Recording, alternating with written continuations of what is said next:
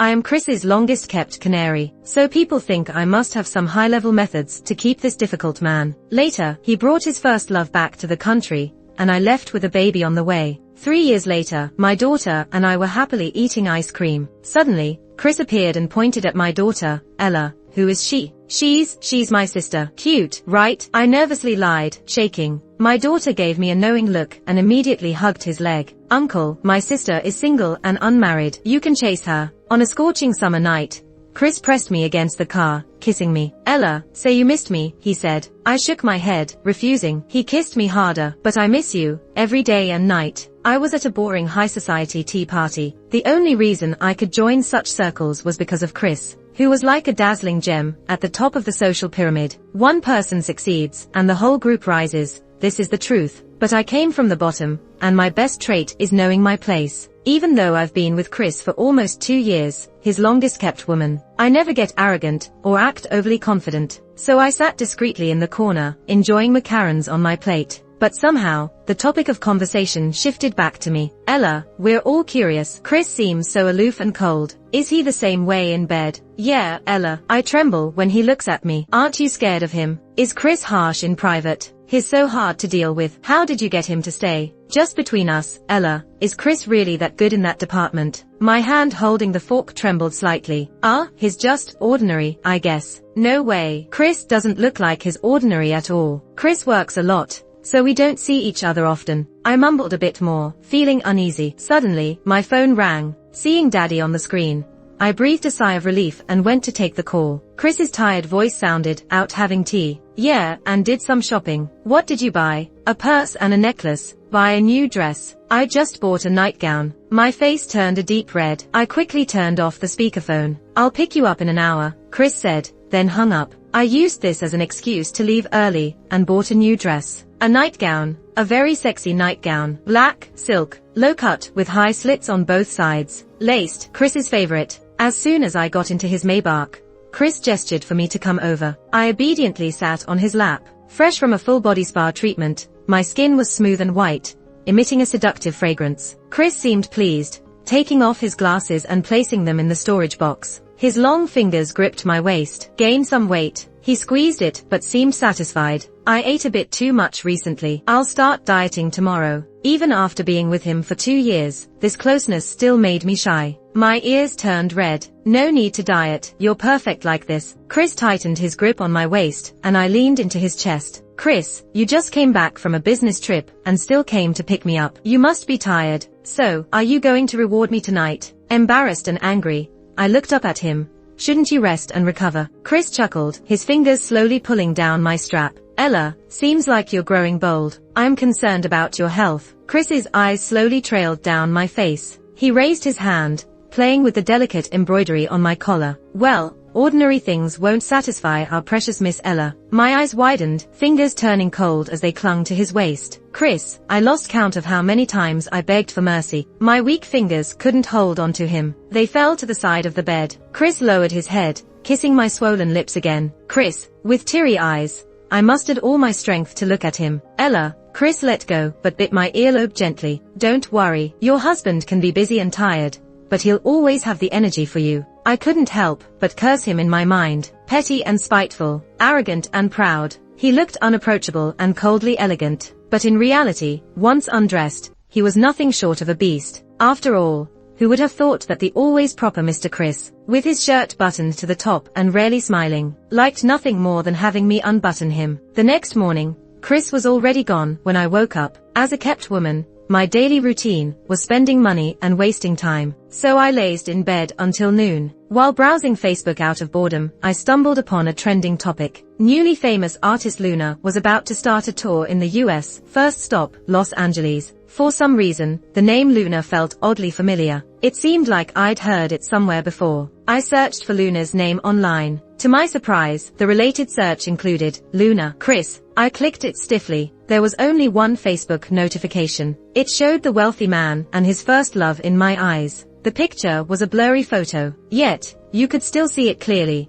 The man was tall and handsome, and the girl was petite and beautiful. She looked at the camera with a gentle smile, while the man looked at her tenderly. She had his coat draped over her shoulders. I turned off my phone and lay on the bed with my eyes closed. More and more information flooded my mind, until finally, the image froze. My belly was swollen, and I was lying weakly on the bed. Chris was standing in front of me, holding Luna's arm. They both had wedding rings on their left ring fingers. Chris's voice was cold and biting. Ella, give birth to the baby in your belly, and I'll give you $1 billion. Luna was injured and couldn't have children. This child will be hers. Take this money and never come back to the country. You should know that having someone like Luna as a mother is a blessing for the child. So, I was just a pathetic tool in the story. I took the $1 billion and left, but later, I couldn't bear it and secretly returned to the country to take back my child. But the child I gave birth to only felt close to Luna. He didn't recognize me as his biological mother, and instead was ashamed of me. I couldn't stand the stimulation, and became increasingly mad. In the end, I even wanted to hire a killer to get rid of Luna. Finally, Chris personally sent me to a mental hospital. I died in there within a few years. This was my ending in the book. And now, Luna is about to return to the country. The gears of fate are starting to turn. If nothing unexpected happens, it was the crazy night last night that would lead to me having a child. The last 2 times last night were also the only 2 times Chris and I didn't use protection in nearly 2 years. Actually, all of this has probably been Chris's plan for Luna to give her a child. In the past, as long as he was in Los Angeles, Chris would come back no matter how late. But this time was different. I haven't seen him for 2 days in a row. The messages I sent drowned in the sea. He did answer the phone. As always, concise and to the point. The company is busy these days. If you're bored at home, go shopping or have tea. Behave. Don't try to lose weight. When are you coming back? In a couple of days. After Chris hung up the phone, an extra $5 million was added to my account. He sent me a message, buy whatever you want. Before, whenever Chris transferred money to me, I would send lots of kiss emojis, or a bunch of sweet words, diligently playing the role of the canary, making the sugar daddy happy. But this time, I stared at the chat box for a while before sending 2 words, thank you. As usual, Chris didn't reply. On the evening of the 3rd day, I saw the news on TV. Chris, the usually reclusive and low-key big shot of Wall Street, suddenly made a high-profile airport appearance to pick someone up. And the one he picked up was his legendary first love, Luna. In the news footage, Chris and Luna were surrounded by many bodyguards. I could barely see Luna's face the entire time. Chris protected her so well. Unlike me, various tabloid photos and videos of me appear frequently in the gossip pages. The cherished first love and the canary played with like a toy. Of course, they can't get the same treatment. I turned off the phone and went downstairs. The maid had already prepared dinner. No need to wait for the mister. He's not coming back tonight. I sat down at the dining table and picked up the chopsticks to enjoy the meal. I ate very seriously. After all, this should be the last time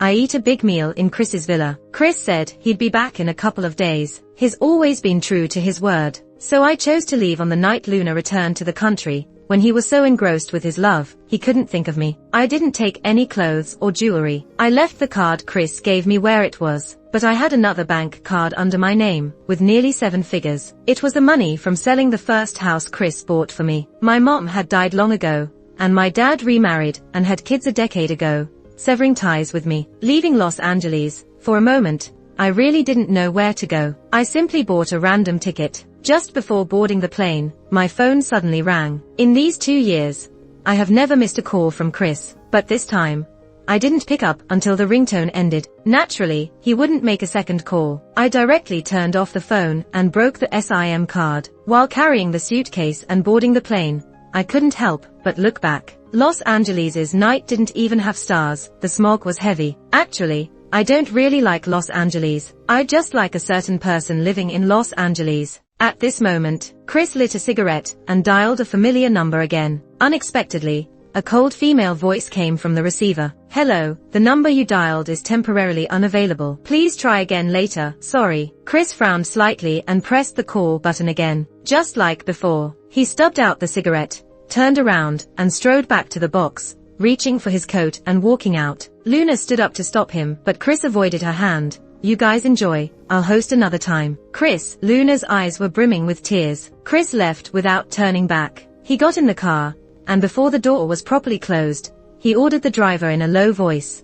Drive faster to mansion number 1. The car sped forward, and as they neared, a sudden downpour began. The driver glanced back through the rearview mirror, gripping the steering wheel more tightly, focusing without the slightest pause. Fortunately, they arrived safely. Finally, they drove smoothly into the villa's gate, stopping directly under the main building. The maid was already waiting outside, holding a black umbrella to welcome him. As soon as Chris got out of the car, the first thing he asked was, "Where is Miss?" Miss had dinner and went upstairs to rest. Chris let out a small breath of relief, but he didn't stop. He headed into the main building. No lights were on in the hall, and upstairs was equally quiet and dark. There was a strange feeling in his gut. In the past 2 years, Ella had never missed his calls. Every time he came home, no matter how late it was, there was always a light on in the living room, and there was always a night light on in the corridor upstairs. A servant crouched down to help him change shoes. Chris raised his hand to stop them. "I'll go check on her." The villa had perfect temperature control all year round,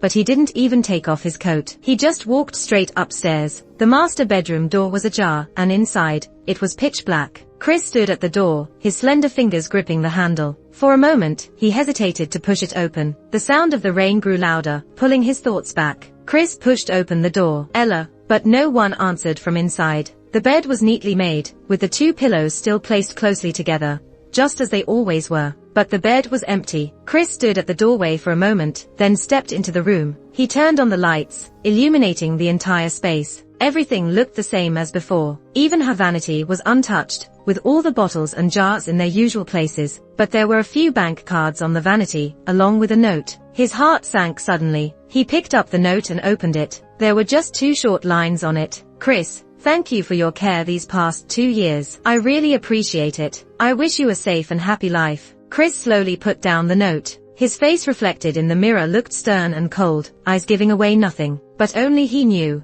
The anger simmering in his chest was about to explode. He usually kept his emotions in check. He was always composed and restrained. But if Ella were here right now, he thought he might just lose control and put her in her place. Chris turned and walked out. Downstairs, his secretary, assistant, and the housekeeper were all quietly waiting. Without even glancing at them, he coldly instructed the secretary, "Replace all the servants and the housekeeper." "Chris, house number 1 does not keep idle and useless people." He spoke indifferently, lifting his eyes to give the panicked staff a brief look, then lowered them again, calmly took off his steel watch, and flexed his wrist. His voice grew even colder. "If she comes back safe and sound, you're lucky. If she's missing even a hair, you know the consequences." With that, Chris walked out. The rain was pouring, and the people inside could faintly hear one last sentence.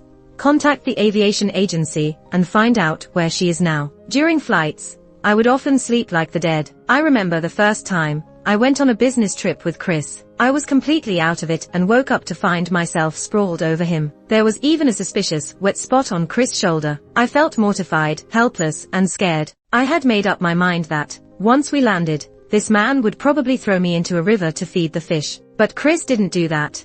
Didn't even say a word of blame. He was wearing his glasses, still busy with work even on the plane. Seeing my distress, his voice was softer than usual. "Did you sleep well?" "Yes," I replied. "I slept well." "Chris, want something to eat?" I nodded, then quickly shook my head. Chris still ordered food and told me, "Eat something first. I'll be done soon." After that, I had many chances to go on trips and vacations with him. Almost every time, I slept soundly in his arms. He was always very low-key. He rarely used a private jet. Thinking about the private jet made me blush. Space was limited, yet Chris had a way of getting creative. When I couldn't handle it, I'm sure I made a lot of noise. The flight attendants wouldn't look us in the eye when we got off the plane. This is my first time traveling alone on a plane since being with him. I'm probably just used to falling asleep in his arms, which is why I woke up so easily this time. The cabin announced the flight details. It started raining shortly after takeoff, with lightning and increasing downpour. Many flights were delayed or even turned back. When they announced that our flight had to turn back due to weather, a lot of passengers started grumbling.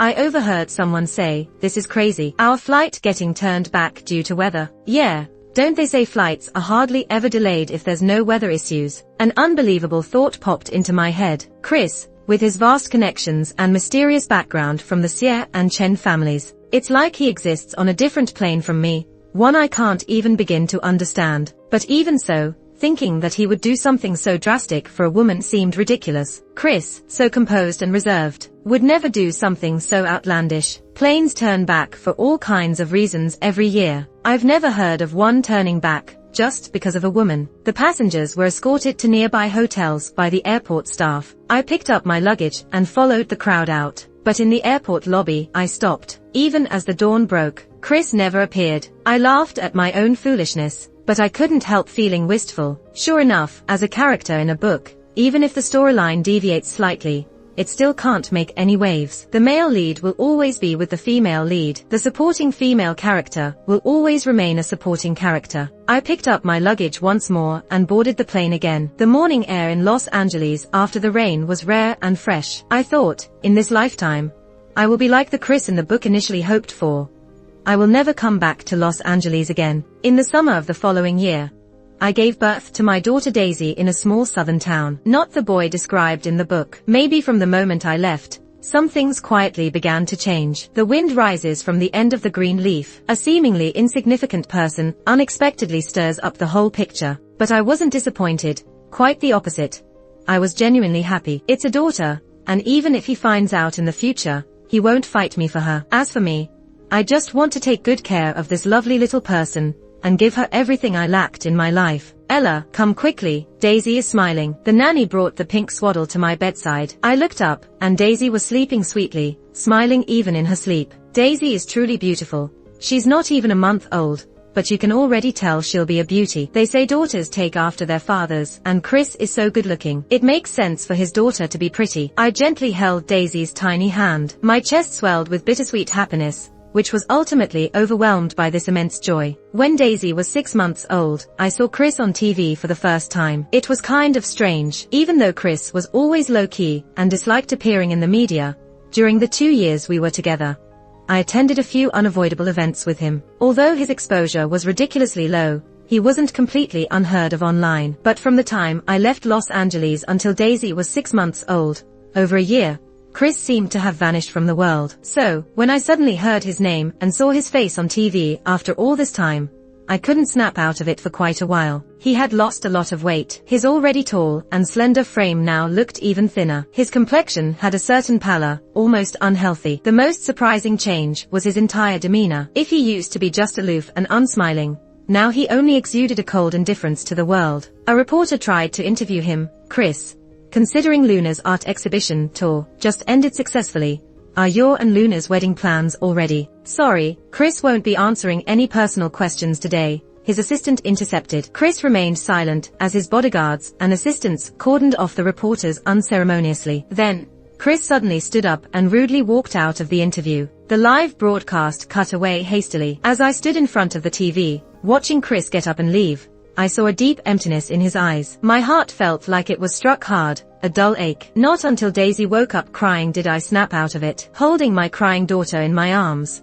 her little tear-streaked face pressed against me. Her eyebrows were thick and dark, just like Chris's. Her nose was also unusually high and straight, very much like Chris's. But Chris didn't know of her existence, and might never know, that there was this beautiful little girl in the world, his daughter, born to him by Ella. When Daisy was 10 months old, she weaned off breastfeeding. When she was a year and a half, I went back to Los Angeles once. My college roommate MIA, who once bought me breakfast for an entire semester, was getting married. She wanted me to attend her wedding. I couldn't refuse. Throughout these years, I had endured a lot of malice, but some people had treated me well, cared for me, and although it was rare, I cherished it. This time back, I discreetly inquired about Chris. His condition seemed off, and I was quite worried about his health. After the wedding, MIA called me. You know, that big shot is getting married, finally. The bride is that famous new artist who just held a tour exhibition. Thank you. By the way, why is your friend asking about him? I'm not too sure either,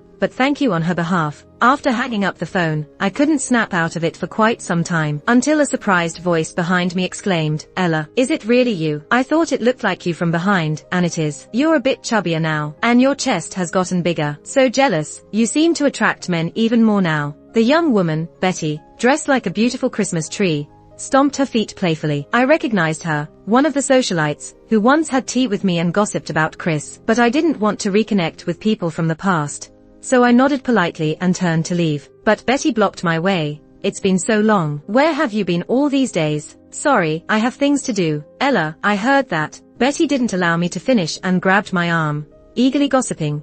Chris had a car accident back then and nearly died. You took his money and disappeared without a trace. Is it true? If it is, you have some guts to come back to Los Angeles. I felt like I was plunged into ice-cold water, my fingertips trembling and clenching Betty's arm, so hard that my nails dug into her flesh. Betty screamed in pain and pushed me away, but I couldn't hear anything. I just stared blankly and asked, who almost died in a car accident? Chris, you didn't know? Oh right. It was all kept under wraps, very tightly. When did Chris have the accident? Was he seriously hurt? Can you tell me, please? But Betty clammed up. I didn't say anything. Ella, you didn't see me tonight, and I didn't see you, okay? She quickly fled. I stood there for about 10 minutes, dazed. It wasn't until I dialed the number etched into my memory that I snapped out of it. But Chris's number had long been disconnected. I hailed a cab and headed to the villa at number 1 Court. On the way there, my mind was a mess. Betty's words kept replaying in my head. Chris almost died in a car accident back then. How serious was it really? No wonder he's so skinny and looks so unwell. But Daisy is already a year and a half old. I left Los Angeles more than 2 years ago. In those 2 years, he never recovered his health. How horrific and tragic was that accident? I didn't dare think too deeply about it. When car headlights appeared in the distance, I suddenly snapped out of it. In what capacity, with what right, could I appear in front of Chris again? In Betty and the others' eyes, I'm just a gold digger. But in Chris's eyes, I instinctively wanted to turn away. But the car suddenly stopped not far in front of me. Why did it stop? Inside, Chris raised his eyebrows in displeasure and looked at the driver. He drank a bit too much tonight. His head was pounding, and his mood was terrible. The driver looked outside the car, wanting to say something. Luna suddenly interrupted him. It's fine, just someone irrelevant. Keep driving. The driver glanced at Chris through the rearview mirror. Chris leaned back in his seat, his eyes deep and expression as cold and impatient as always. But he didn't stop Luna. The driver said no more and resumed slowly driving forward. I stood by the roadside, watching the car pass by. The car was moving slowly, and the rear window suddenly rolled down a third of the way. In the diffused light, I saw Luna's beautiful, delicate face, and a glimpse of Chris's profile beside her. Luna's gaze brushed over my face like a light feather. It was so indifferent, so high and haughty. She didn't even need to say a word, make a sound, or show an expression. Yet she utterly defeated me. That's the power of being the main character. When Chris was injured, Luna must have been by his side. So it's natural for him, who already liked Luna, to marry her once he recovered. The Maybach drove through the gates, and the taillights gradually disappeared. I turned around wearily and walked into the depths of the night. Villa number 1. Luna stepped forward to help the drunk Chris, but he brushed her hand away. Rick, arrange for a driver to take Luna back. Without looking at Luna, he unsteadily walked toward the main building. His assistant hurried to support him, and Chris didn't push him away. Luna stood behind him, feeling a pang of bitterness in her heart. She didn't know what went wrong. After she returned, Chris should have naturally pursued her and married her. He didn't even mind that she couldn't have children. But it's been 2 years. Chris still didn't have a shred of feeling beyond friendship for her. If it weren't for those days she insisted on being by his side, during his rehab, after the accident, he might be even colder to her. Luna got into the car, unable to hide her disappointment. Chris, however, went directly to the second floor. The main building had been redecorated last year, while Chris was hospitalized after the accident. The master bedroom's furnishings and layout were completely changed. Chris waved his assistant away. He sat on the sofa for a while, then got up and walked to the storage room in the suite. Inside were many women's items and clothes. Luna's. They were already cohabiting before the car accident. She was his girlfriend, his first love. That's what he was told by those around him after he regained consciousness. Luna said the same. They were a match made in heaven, and she would marry him sooner or later. But for some reason, Luna was excellent, beautiful. He didn't dislike her, but he didn't like her either. The alcohol made him feel hot. He yanked off his tie. He tossed it on the vanity, but accidentally knocked over a box. The box contained 2 thumb-sized wooden figurines, a little boy holding a little girl's hand. Chris picked one up and glanced at it. Just as he was about to put it down, he paused. The bottom of the little figure had tiny engraved words. Ella really likes Chris. He stood holding the figurines for almost 10 minutes. Suddenly, he turned and left the bedroom, quickly going downstairs. Rick, prepare the car. For some reason, a figure suddenly flashed in his mind. That lonely figure standing under the street lamp outside the gate. The car sped out, stopping where the private road met the main road. The night was deep, birds had gone to roost. Except for the occasional passing car, there was no sound. The empty road was deserted. Chris clutched the figurines and looked at the old driver, who had worked at his house since he was young. "Uncle, do you know who Ella is?" Bob visibly flinched, but then he smiled and changed the subject. "Young master, I've never heard that name." Back then, the commotion was huge. Chris was in intensive care for 3 days and nights, and almost lost his life. His parents were furious. The name Ella became the biggest taboo in the house. Who would dare mention it? Chris suddenly chuckled. "I know you're all hiding something from me, young master, but it's okay. I'll find out myself." Bob was shocked. "Young master, you know how much your parents wept and worried because of your car accident." Chris's eyes turned icy. Since recovering from the accident, his whole demeanor had become colder. Bob shivered in fear. "Young master, so how is all this related to that Ella?" "No, there's no such girl, really." Chris lowered his gaze, staring at the figurines. There was a very faint smile on his lips. "How do you know she's a girl? That name just sounds like a girl's." Bob froze. Chris slowly lifted his eyes to him. "Oh?" Bob was stunned. "Young master, the woman who lived with me in Villa number 1 wasn't Luna, was it?" "It was her. Yes, I had the car accident because of her. When Missy left late at night, you looked up her flight and went to find her. On the way,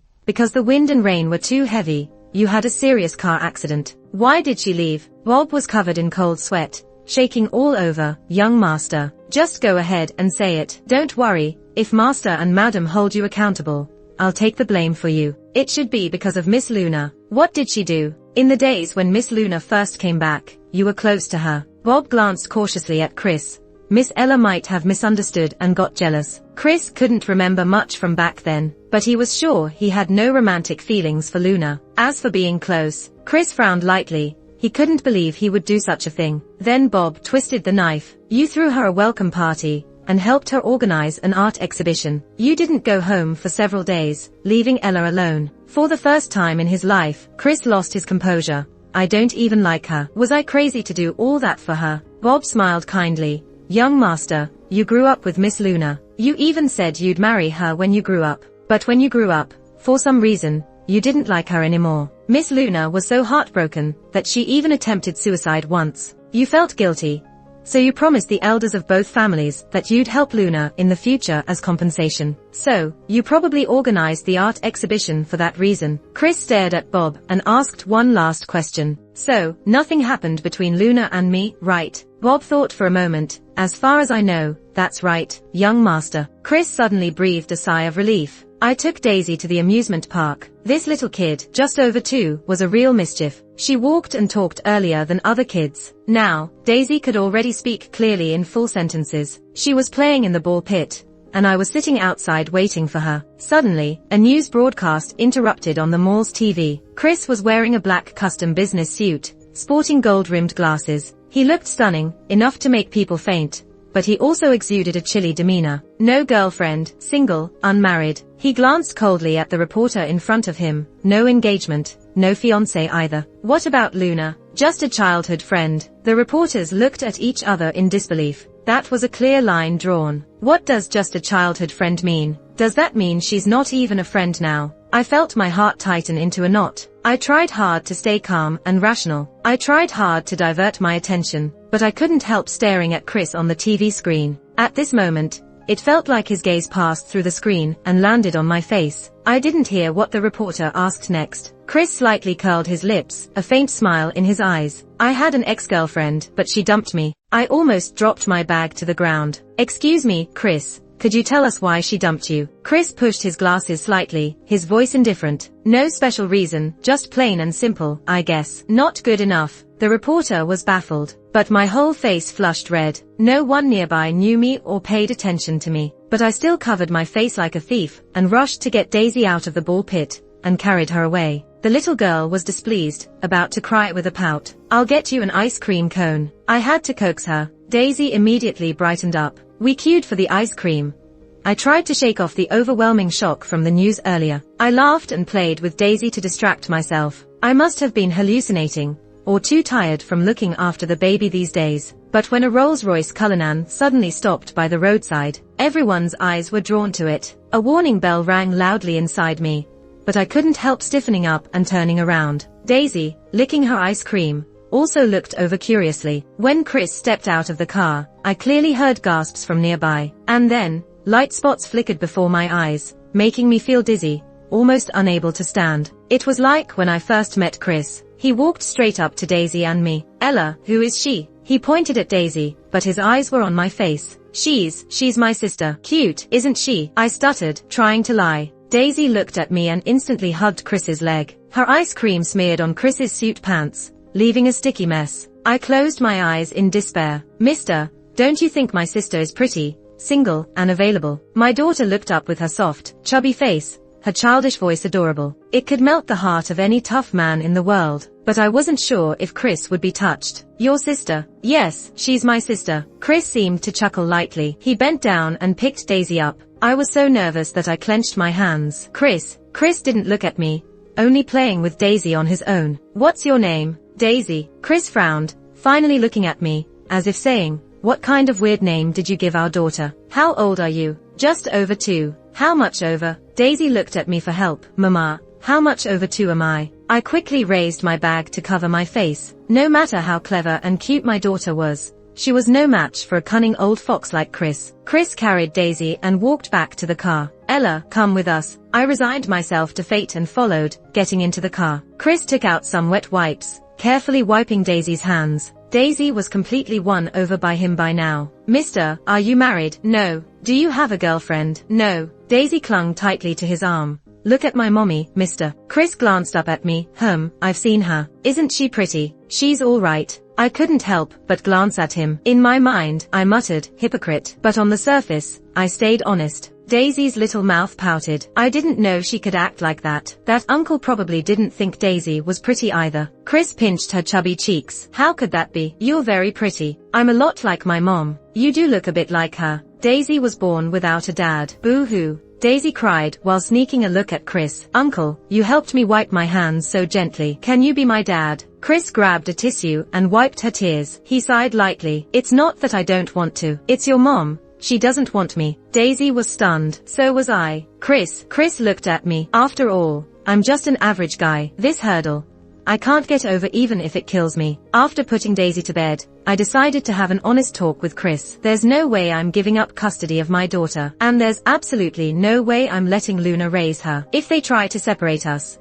I would rather jump into the river outside with Daisy. With a heart full of stubborn courage and determination, I stormed into the living room. Chris, we need to talk. Chris sat imposingly on my small living room sofa, his long legs uncomfortably constrained. Perfect, I wanted to talk to you too. He took off his glasses and placed them on the coffee table. He looked at me. Ella, what do you want to talk about? You go first. Pretending to be calm, I sat down opposite him on Daisy's little dear chair with a strong demeanor. Let's talk about why you dumped me back then. I was at a loss for words. How could I explain it to him? Say we're characters in a book. Even I found it hard to believe. If you can't give me a reasonable explanation, Ella. Chris looked at me from above. You know the consequences. I nervously swallowed, contemplating for a long while before deciding to tell the truth. But revealing this secret made me feel so pitiful and humble. By the end of it, I couldn't help but cry. Chris, people say even a brief moment of marriage involves deep feelings. I slept with you for so long and even gave you a child, but you sent me to a mental hospital and let me die inside. Chris pinched the bridge of his nose. So, you're saying all this because of a dream? It's not a dream. It's reality. It's the plot of the book. It's what really happened. Did I marry Luna then? Did you have a son? Where's that $1 billion I supposedly gave you? That's because I knew the plot ahead of time and ran away. That's why everything changed afterward. Rubbing my tear-streaked eyes, I declared,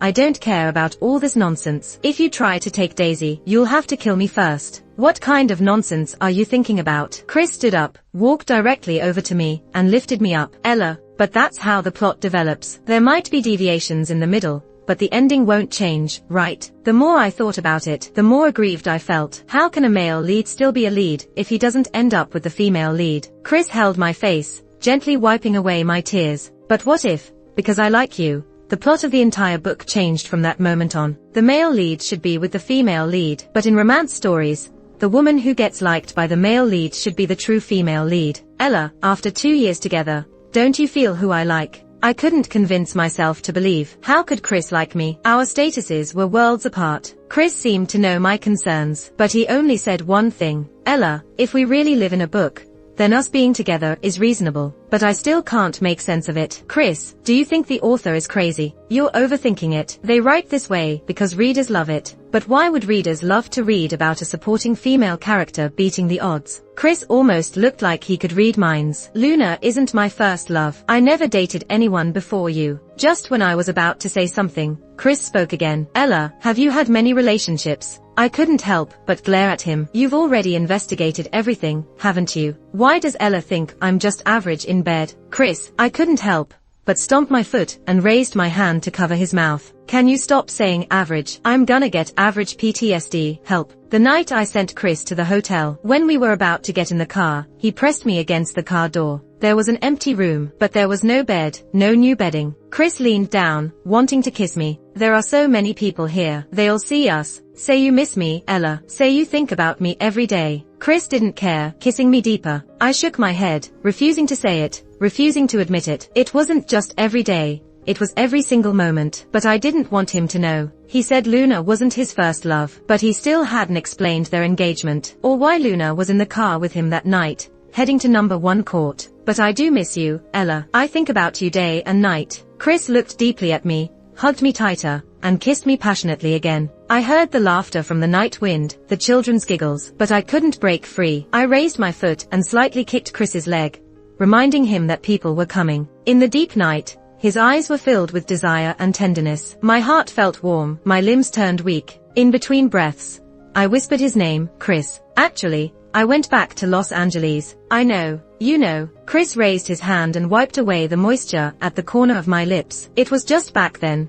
I didn't know it was you, he said. I was even more surprised. It must be a sequel from the car accident. I had forgotten some things. He said it so lightly, but I couldn't help crying. During the day, I noticed the scar on his brow bone. It's been so long, and there's still a faint mark. I can't bear to imagine how horrific the scene must have been. The day you came back, I slowly started to regain my memory. Actually, I should have come to find you and Daisy earlier, but there were so many things to settle in Los Angeles to make sure you two could return safely. Chris lowered his head and gently kissed my tears. Come back to Los Angeles with me, Ella. Let's get married. There were still a lot of trivial things to handle before heading back to Los Angeles, which delayed us by 2 or 3 more days. But in those 2 or 3 days, Chris couldn't hold back. He directly bought a bed and the necessary items. Then he moved from the hotel to the small house Daisy and I were living in. But who knew, an unexpected visitor came. It was my dad. Daisy was too excited and wouldn't go to sleep,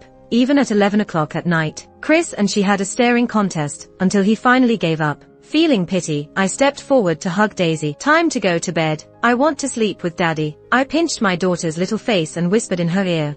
Don't you want a little brother or sister? Daddy and Mommy have to sleep together to have a baby. Daisy immediately clung to my neck. Mommy, I'll go to sleep. As she reached the door, Daisy turned back to look at Chris. Sensing something bad, I tried to cover her mouth, but Daisy had already made a thumbs-up gesture. Go, Daddy. Daisy wants a little brother tomorrow. I glanced at the nightgown torn on the carpet beside the bed. I couldn't help glaring at him. What's with tearing my dress again? Ella, you've gained weight. With one sentence, Chris successfully diverted my attention. Actually, I was a bit insecure about my body after giving birth to Daisy. I started working out right after I stopped breastfeeding. My weight now is almost the same as before I got pregnant. But Chris said I was fat. Instinctively, I said, I'll start dieting tomorrow. Don't diet. Chris pulled me into his arms, his gaze falling on my chest. It's perfect like this, but you said I was fat. You were too skinny before. But if I'm not skinny, I can't fit into many clothes. I have to maintain professional standards. Chris suddenly kissed my forehead lightly. I won't let you do that anymore. Chris, those 2 years with you,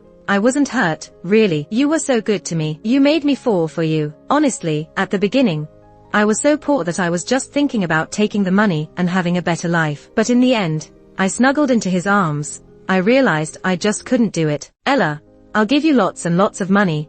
Chris kissed me again, but I'll give you lots and lots of love too. And Daisy, of course, her too. After saying that, Chris suddenly asked, was Daisy breastfed? No wonder what? Chris hugged me tighter. When I saw you that day, you were in a tight white dress. I noticed a lot of men turning their heads to look at you. Were you jealous? I couldn't help asking. Chris had always been restrained and composed. In those 2 years, I'd never seen him lose his composure or show any emotion. I was very jealous. Chris kissed me. Ella, you can only show yourself to me. It was always only you. Daisy wants a little brother. She's been wanting one. And you want one. I'm a bit scared. What are you scared of? Scared the story will repeat itself. Scared you'll fall for someone else again. It won't happen. I could see the seriousness in his eyes. Chris, I'm willing to trust you, but you have to promise me, if that day ever comes, don't separate the child from the mother. I really can't take it. Ella, trust me. On the 10th year of our marriage, one late night,